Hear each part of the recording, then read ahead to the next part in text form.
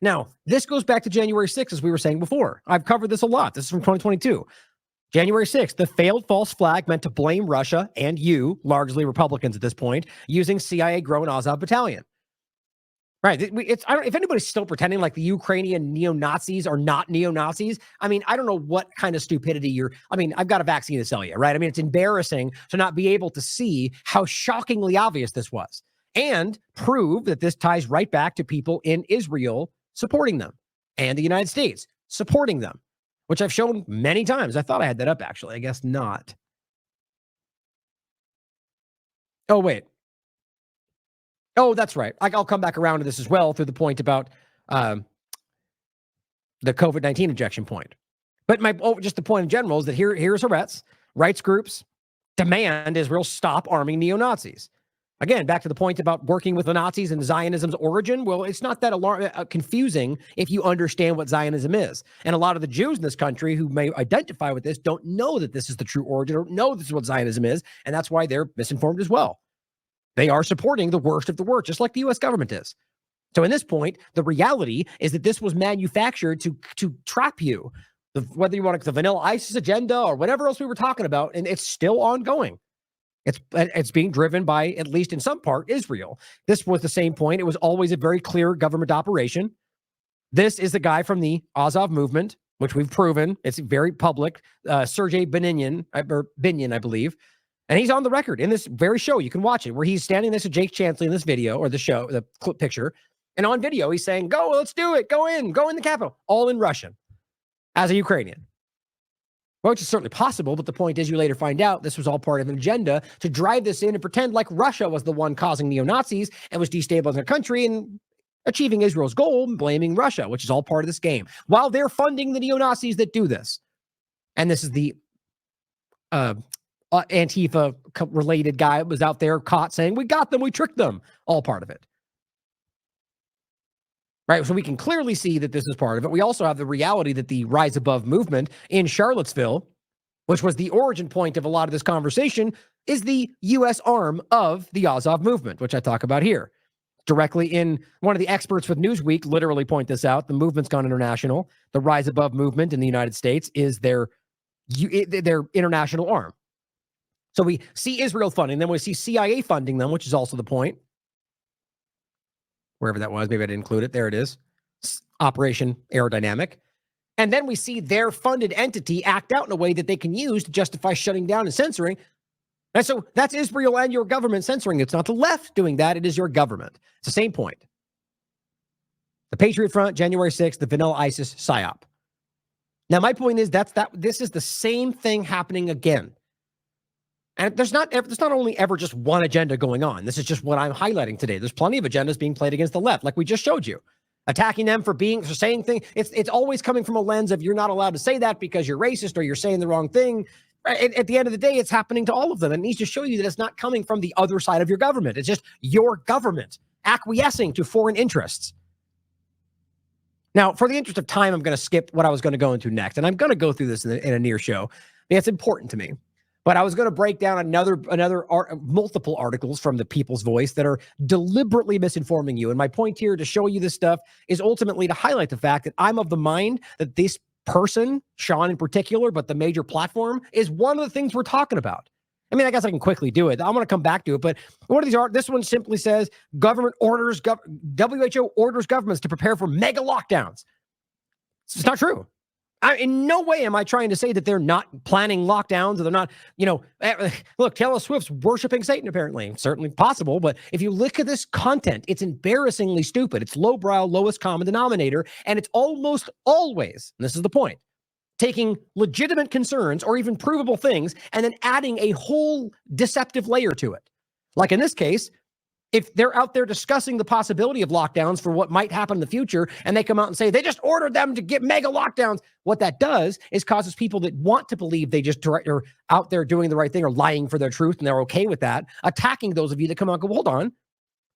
No, first of all, the word or the term mega lockdowns was never quoted. Nobody ever said that.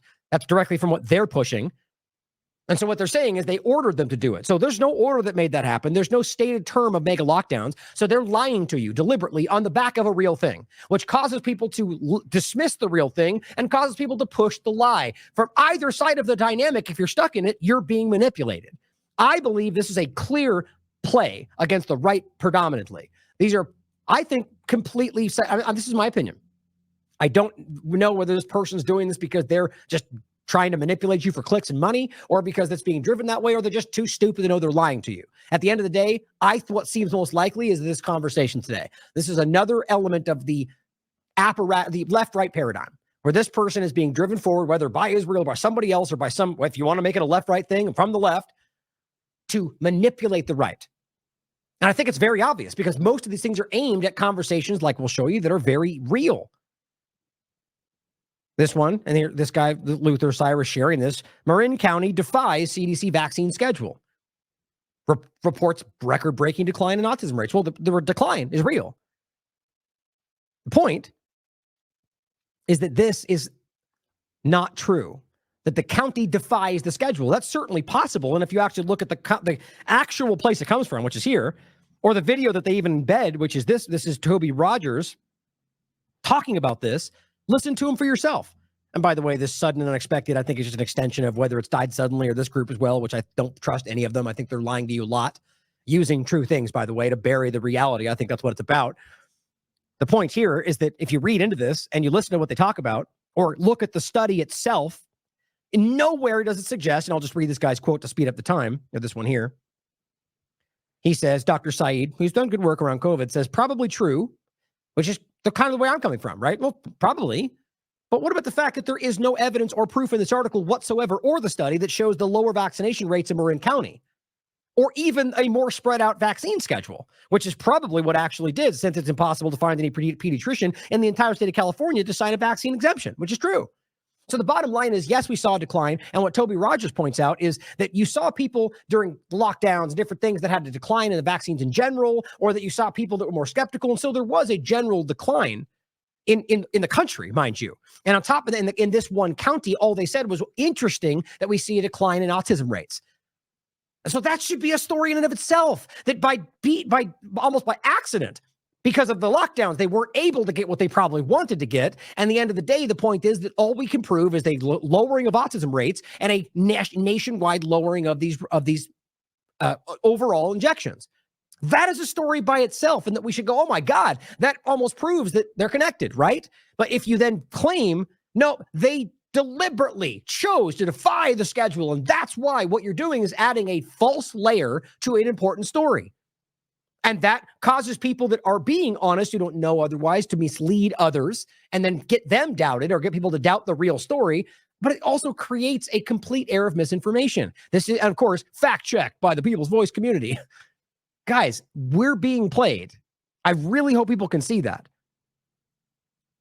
And the point here, this one is the article I wanted to show you. And this is another one. German police begin raiding homes of citizens who share non-mainstream content. Of course, it's a UK overlap. I'm very concerned about where this is going with them. The point is, if you actually read the article they're pointing to, and the actual link to the article and all the source material they include, that's not what it says. What it says is German police may soon be doing that. Oh, you find out that it's actually in the process of, hasn't even passed yet. Got it. Here, and this is one of the articles they include. They want to allow them to do this. And if you read it, it's draft legislation, which means it hasn't passed yet. Doesn't that matter to anybody? So my point is, yes, it's important to know what's happening, but not that it began happening. They did not begin raiding homes. And if you don't care about these obvious deceptions, then you don't care about the truth. You're in this because it's fun for you, or because you think you're trying to lie for your truth, which is just as bad. You're being used, and I'll show you what I mean. Or things like this. A union between child and adult is sacred under Sharia law. World Economic Forum, fake tweet. You'll find these fake tweets on almost every one of their graphics, lying to you. And they pretend like they're just trying to make a point. No, you're deceiving people. People believe these things. They look at it. They think that's real. This is the culprit right here. And let me show you something. This is an article written by The Standard. Now, I'm not trusting anything written by anybody, whether it be independent or corporate media, but these are quotes taken directly from him. I find this to be interesting. First of all, he's a former MTV producer. He also worked for BBC for a minute when he apparently tried to trap David Icke in some kind of a dynamic. And then the story goes that he ultimately shifted and said, whoa, hold on, you're being tricked, so let me work with you. And then he worked with him for a brief time until David Icke then realized he was a manipulator and pushed him out of the field. That's what happened. And now David Icke apparently doesn't like this guy. That seems a little bit suspicious to me. It seems like somebody who's trying to pretend to be what they want to work their way into people that are trying to inform you. That's what I would see it as. But here's the main point. He lives with Sinclair, his American husband. They signed the register in Camden at 1 minute past midnight on the day David Cameron. The main point is their apartment is filled with art. And I can't help but notice a Bernie Sanders bumper sticker too. Most of my friends, and I would say me too, are liberals. I'm not some member of the alt-right trying to stir up racial hatred or homophobia or anything. I'm just very open to ideas. Doesn't that seem interesting to you? So this is back in 2017. So now you've got this prominent website that shares almost constant misinformation that is aiming at the right from a self-professed liberal who, if you read through that, he suggests he doesn't like Trump either. Doesn't that seem like, even within the paradigm, that's exactly what you should be on guard for? Somebody who is mislead. I see this, and I could be wrong about this site being a part of it. Maybe he's just a liar. But overall, I see a larger operation where people are being played, aimed at the right more than ever right now, to turn you, or at least those willing to be played or not care, into what they said you were. Same thing aimed at the right during COVID, or the left during COVID. I mean, it's the same damn thing. Or rather, more so, which one was it? I mean, my point is, topics oscillate. It's not left or right when you stand back and look at the long-term picture.